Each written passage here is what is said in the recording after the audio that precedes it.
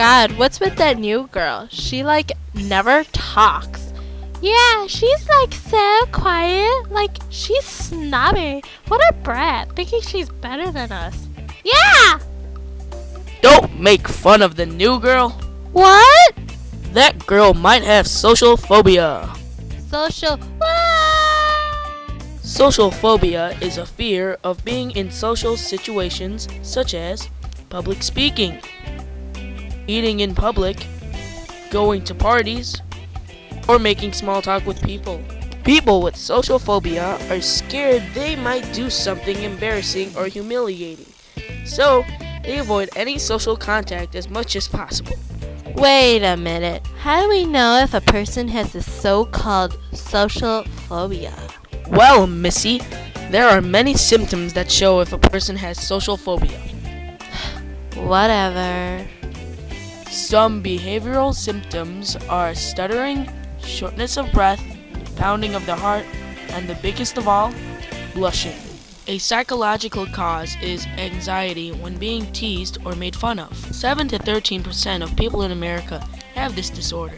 They mainly start forming around the adolescent stages, but it can happen to children under 12. Social phobia is found equally in both men and women. Oh, I think I'm starting to get it. But what causes social phobia?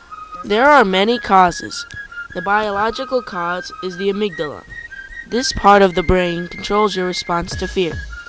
People who have experienced social anxiety have an overreactive amygdala and underactive prefrontal cortex. A psychological cause is bad experiences as a kid. For example, a child might have messed up on a speech or been embarrassed in public. Since they've been exposed to these humiliating events, they are now scared to do it, and it carries on onto adolescence. Okay, fine, but how do you treat it? With therapy.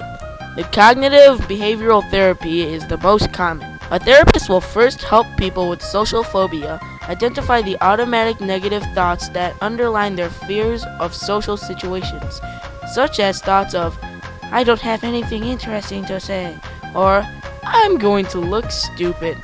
With cognitive behavioral therapy, people can evaluate their negative thoughts and gradually change them into more realistic and positive thoughts. Another way is exposure therapy. When a person with social phobia is exposed to a safe and controlled social situation to help people's fear. For example, if a person is afraid of large group gatherings, a therapist may have a person pretend they are at a party.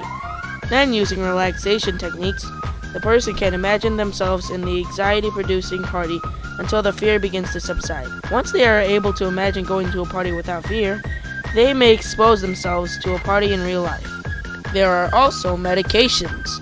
Some medications include antidepressants. Antidepressants are used because some people are depressed that they can't really go out with friends or do anything outside because they are scared. There are also benzodiazepines, a prescribed drug to reduce anxiety. However, because benzodiazepines are habit-forming, they are less often prescribed and only used for short-term use. Lastly, beta blockers. Beta blockers work by blocking the flow of adrenaline that often occurs during a stressful event. While they don't affect emotional symptoms of anxiety, such as nervousness, beta blockers control physical symptoms such as sweating, rapid heart rate, and shaking hands or voice. Really? Do these medications really work? Well, the success rate is about 50-50, and statistics show that about 13% of the people in the U.S. has social phobia. Why is this important again? Because many people often confuse shyness with social phobia. There is a difference. People with social phobia are worse. Social phobia is a kind of extreme shyness. Extreme to the point of avoiding social situations. Whereas shyness is just being scared, but they don't avoid any social situation. Also, by noticing the differences, it can benefit individuals by identifying people with this disorder. We can make sure to not put them on the spot or make fun of them. We might accidentally worsen it and making it harder to treat. Now, what you guys can do to help is to try to encourage them to be more comfortable with themselves. Also, just staying with them and being a good friend is enough. Encourage them to talk and reassure them that they don't look stupid. Chances are, What you say to them will impact them. Oh wow, I learned a lot. Me too! Hey! It's the new girl! Let's go talk